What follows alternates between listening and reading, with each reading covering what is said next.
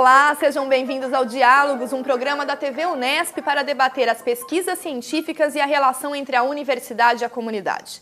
Nesta temporada, nós recebemos pesquisadores e professores de universidades brasileiras e europeias. Eles participaram do Congresso do Instituto de Estudos Brasil-Europa, o IBE. Realizado aqui na Universidade Federal de Santa Catarina, em Florianópolis, o congresso tem como tema inovação, cultura e sustentabilidade, desafios para o Brasil e a Europa. Neste programa, nós conversamos sobre multiculturalismo e diversidade. Nossos convidados são o professor Ettore Finazzi Agrò, da Universidade La Sapienza de Roma, e o professor Raul Antelo, da Universidade Federal de Santa Catarina. Professores, é um prazer recebê-los aqui no Diálogos. Obrigado. Professor Raul, comece explicando para a gente como o conceito de multiculturalismo tem sido trabalhado nas universidades brasileiras e como ele impacta na nossa sociedade. O conceito de multiculturalismo não é diferente de muitos outros conceitos, como gênero e tal, que tem entrado, eu diria, nos últimos 10 ou 20 anos, pela vertente norte-americana. Isto implica entender a diversidade cultural a partir de uma lógica de integração, não raro mediada pelo mercado, o que apresenta uma série de problemas. Eu diria basicamente que há uma crise no mundo contemporâneo, que é o fato das democracias serem contra a democracia. E diante dessa crise, há basicamente dois modelos. Um é o norte-americano, que apresenta essa ideia do multiculturalismo como uma sorte de panaceia, cada parcela da sociedade teria direito a gozar na sua especificidade, na sua tradição, etc., porém na parcela. E, de outro lado, eu diria, há uma tradição europeia que, depois dos estudos de Foucault, basicamente com a filosofia italiana contemporânea, está problematizando a noção do comum. Ou seja, até que ponto podemos pensar que a nossa sociedade, crivada, atravessada por mil conflitos, tem ainda algo em comum. Ou seja, aqui o desafio consiste, a meu ver, em redefinir a imaginação dessa sociedade. Como podemos imaginar uma sociedade que seja inclusiva, uma sociedade que permita a plenitude da realização dos cidadãos. E na Europa, professor, como podemos trazer a discussão desse conceito? Bom, é uma discussão que vem de longe, evidentemente, mas que tem, digamos, uma série de, dentro de si, uma série de diferenças ligadas, evidentemente, à história das nações. Tem nações imperiais que lidaram desde sempre, na verdade, com a ideia de multiculturalismo, de contato com outras culturas. Quanto à Itália, por exemplo, nós temos uma série de problemas que é difícil de contornar quanto à convivência entre culturas diferentes. Então, tem, por um lado, digamos, uma saída, em certo sentido, utópica, no sentido que, bom, a gente está projetando uma sociedade multicultural, mas sem que a base social seja preparada para isso. Então, na verdade, nos últimos anos, a presença sempre mais forte de pessoas vindo de culturas ou territórios diferentes está criando uma série de incompreensões, de conflitos. Então, tem, por um lado, uma teoria tentando justamente, como disse o professor Antelo, tentando questionar justamente a noção de comunidade. Por outro lado, tem uma atitude da sociedade, que é uma atitude negativa em relação ao multiculturalismo, de rejeição do outro, não? Do diferente. E a quem caberia, de repente, professores, a gente romper essa barreira e que o multiculturalismo deixe de ser um conceito, muitas vezes na teoria, e que realmente chegue na prática, nas comunidades, dentro da nossa sociedade? Acho que isso é só uma questão de, primeiro de tempo. Quer dizer, o tempo digamos, o fator que permite, digamos, a integração, permite que as pessoas se acostumem, digamos, à convivência entre as culturas diferentes. E, por outro lado, justamente uma ação política, né? Uma ação política que seja inclusiva. Nós temos ainda uma lei que é a lei chama Bossi-Fini, que impede a entrada de pessoas de outras culturas, de outras regiões, sobretudo do norte da África. E lidamos com esse problema. Então, por um lado, tem uma política que é uma política de exclusão do outro, e, por outro lado, temos uma sociedade que está rapidamente assimilando ou tentando assimilar o diferente, a diversidade, a alteridade. E aqui no Brasil, professor Antelo, as políticas públicas, elas viriam na direção, são necessárias para também discutir o multiculturalismo? São necessárias, mas nunca são suficientes, porque não cabe a um único ator mudar a situação. Se o único ator capaz de mudar a situação é o Estado, você atravessa um imaginário extremamente centralista. Se por outro lado, o único ator fosse a espontaneidade das massas, você corre outro risco, que é a inexistência de lideranças e a dificuldade do diálogo e da negociação. Ou seja, que o Brasil está nesse dilema. O Estado precisa estar presente, mas sabe-se de antemão que tudo o que ele fizer ainda será pouco para salvar o hiato de exclusão secular que o país vive, que o país atravessa, né? Eu acho que o desafio, mais do que tender a imaginários nacionais, é reforçar a imaginação pública e reconhecer que a sociedade em que a gente vive hoje está absolutamente moldada pelas imagens e lembrar que as imagens como esta, que está se transmitindo por um meio de comunicação, não é dissociada da hegemonia contemporânea, que é uma hegemonia financeira. Os Estados já não regulam a circulação e o comércio das imagens. Então, esses são os problemas com que cotidianamente temos que nos defrontar. Passam pela exclusão, passa pela apatia de grandes massas a temas mais abstratos, mas igualmente concretos, porque tocam o cotidiano dessas pessoas. E a função da universidade é um pouco ser a mediadora desse conflito, né? De trazer essa discussão mais abstrata e mais teórica para a cotidianeidade. E um pouco mais sobre imaginação e imaginário a gente conversa no próximo bloco. Ótimo. Tá bom. O Diálogos Especial Instituto de Estudos Brasil-Europa vai para um breve intervalo e já volta.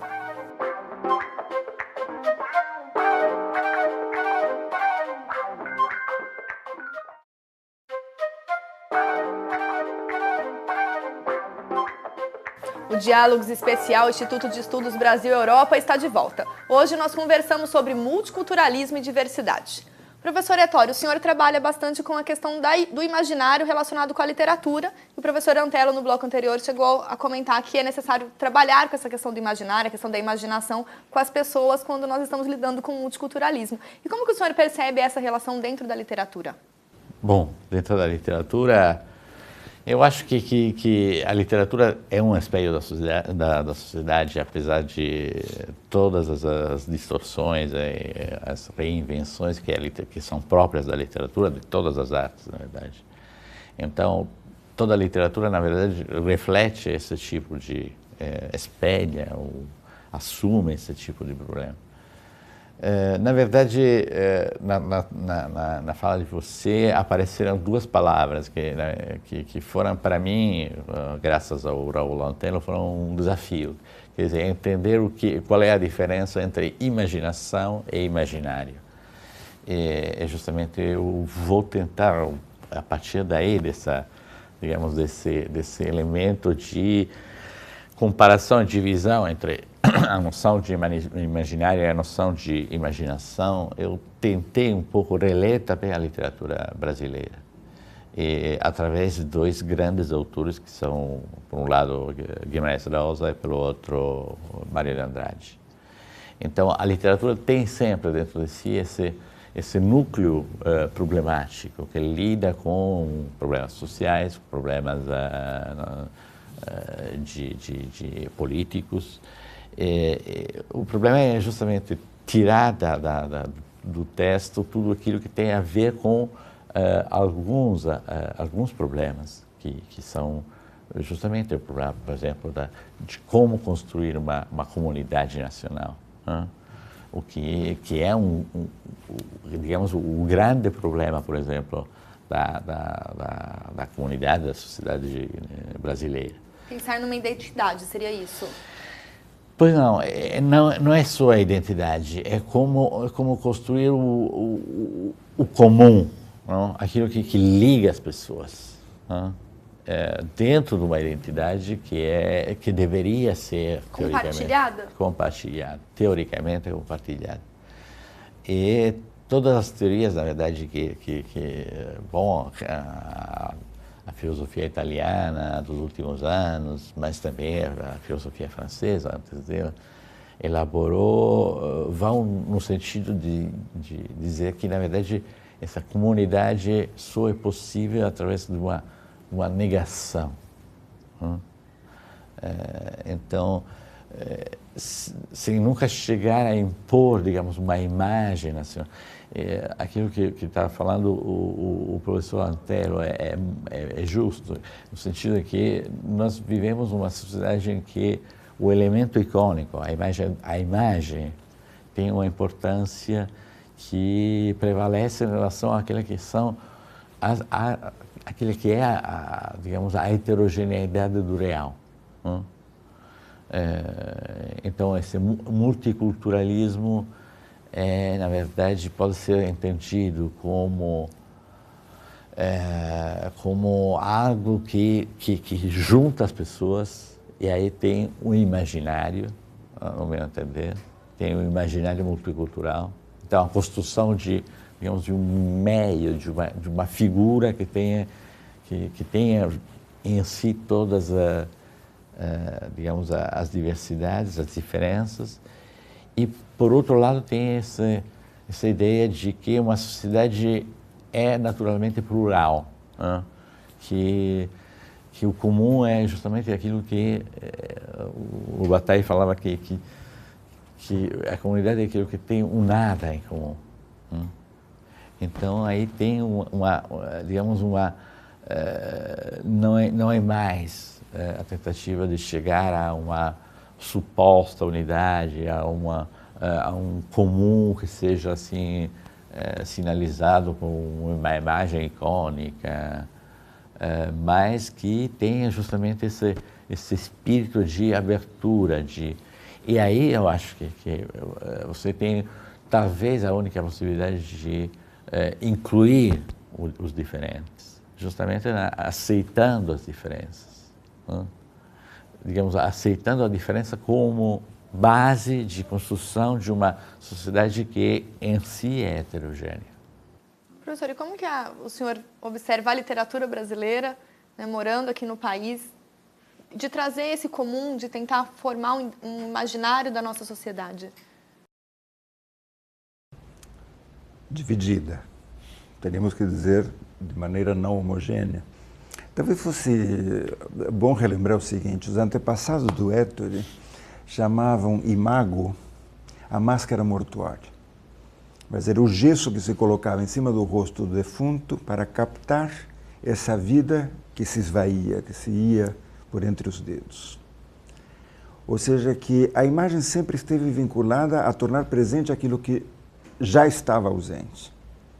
E diante da imagem, há basicamente duas posições. Uma que aborda a fenomenologia da percepção, ou seja, ver é perceber, e outra que trabalha com uma arqueologia da sensação. Ver é sentir-se vendo. Vai dizer que ver é sentir e, consequentemente, consentir, sentir o outro. Eu diria, a literatura brasileira moderna, a partir de 22, também percorre esses dois trilhos. Você tem uma sorte de modernismo triunfante, otimista, eufórico, inclusivo, homogêneo, que trabalhou com representações mais ou menos canônicas do que seja o nacional, regional, etc., etc. Essa é uma linha de entender o moderno. Mas uma outra linha de entender o moderno, que não pensa a imagem como representação e que, pelo contrário, pensa a imagem como impugnação, como denúncia desse vazio. Na primeira linha, poderíamos ter Portinari, na segunda, sem sombra de dúvida, Clarice Lispector. São dois modelos de entender o que seja o moderno. E eu acho que esses dois modelos de entender o que seja o moderno convivem hoje com a mesma vitalidade, né? Portanto, a luta política passa também por aí. Se ver é consentir, qual é a margem de consentimento que temos para a absoluta diferença? A questão política se torna também uma questão ética. Até onde estamos dispostos a consentir a alteridade absoluta do meu lado, dividindo o meu espaço, compartilhando aqueles bens que eram meus. E aí, professores, um pouco sobre essa questão da pluralidade, da diferença, a gente conversa daqui a pouco. O Diálogos Especial Instituto de Estudos Brasil-Europa vai para um breve intervalo. Não saia daí.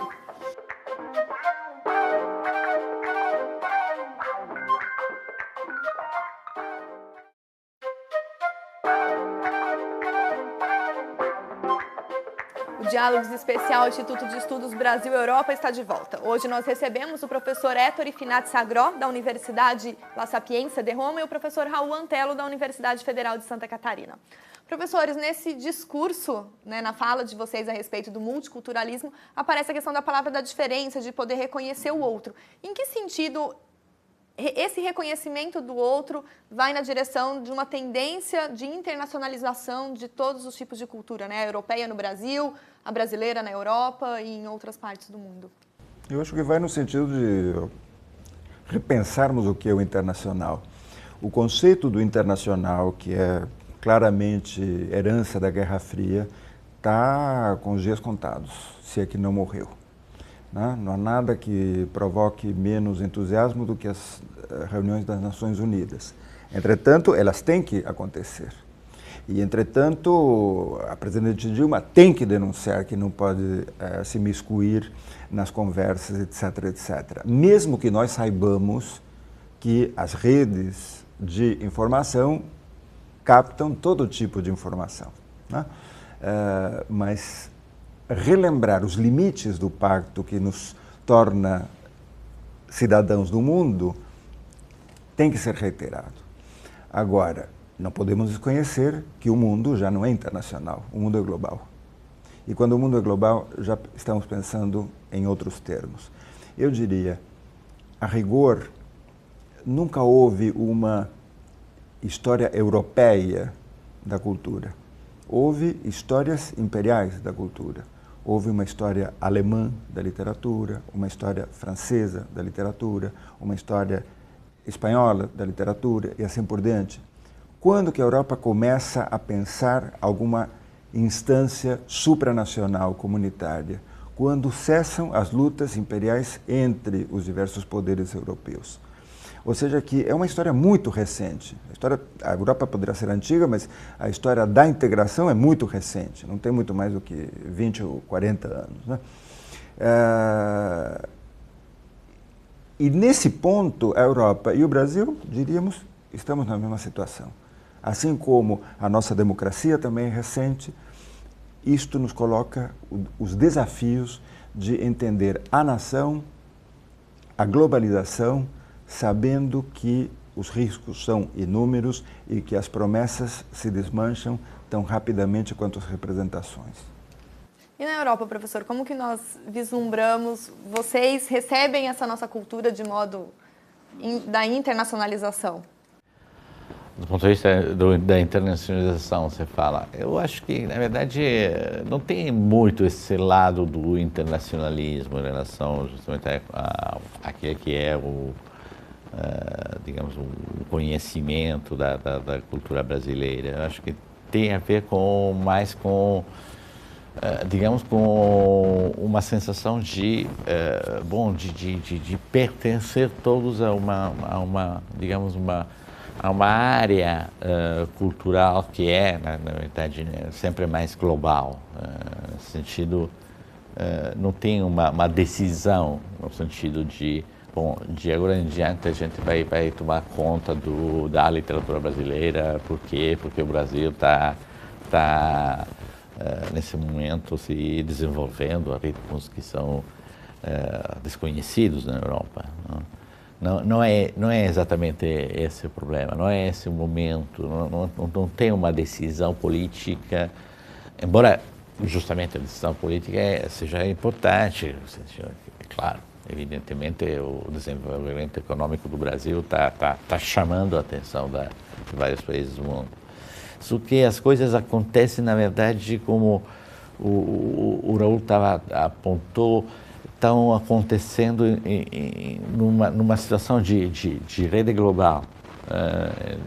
Então, é difícil dizer que, na verdade, a Itália se trabalha com literatura, ou a academia italiana, os italianos trabalham ou conhecem a cultura brasileira. Na verdade, tem um conhecimento que sempre mais passa pela rede, por um conhecimento múltiplo. Então, não tem, digamos, um núcleo de conhecimento que seja uno. Não?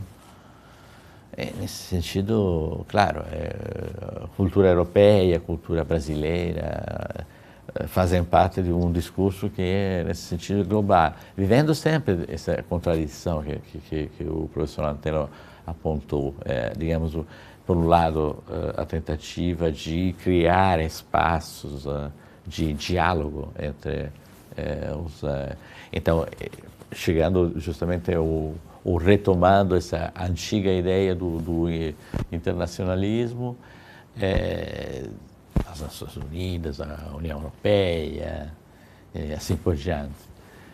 Todos esses organismos que, na verdade, estão tentando articular, digamos, as relações entre os poderes.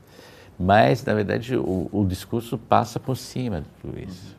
Um discurso político, cultural. Então, você tem também, no âmbito da literatura, encontra essa dificuldade de achar qual é, na verdade, uma tradição local, uma genealogia textual que, a partir de um início, chegue a produzir um discurso que seja tipicamente brasileiro, uso entre aspas. Assim. Por quê? Porque, na verdade, a literatura é um fenômeno que está se tornando sempre mais disperso. Nessa forma que é justamente a forma da rede, que as sugestões vêm de lugares que a gente não controla. Alguns filósofos italianos justamente nos propõem o conceito de confim para pensar a nossa situação presente. Né? Se não vivemos o fim dos tempos, certamente vivemos o tempo do fim. O fim de determinadas representações, de determinadas utopias, e isto nos obriga a constantemente repensarmos as tradições, reinventá-las constantemente. Né? A vantagem do conceito de confim é justamente podermos sair de uma lógica material, territorial, maciça e homogênea para não apenas o heterogêneo, mas a heterogênese. Ou seja, criar o outro, poder desenvolver a alteridade em nós mesmos. Né? Esse acho que é o grande desafio. E a literatura, como todas as artes, são um bastião indispensável. Erra redondamente quem pensa que a saída passa pela tecnologia. Para ter tecnologia tem que ter imaginação. E a imaginação sem a arte não vive. Professores, eu gostaria de agradecer imensamente a participação de vocês no Diálogos aqui direto da Universidade Federal de Santa Catarina. Obrigado. Obrigado. Essa edição do Diálogos Especial Instituto de Estudos Brasil e Europa fica por aqui. Na próxima semana nós continuamos a nossa conversa sobre a parceria entre a Europa e o Brasil. Até semana que vem.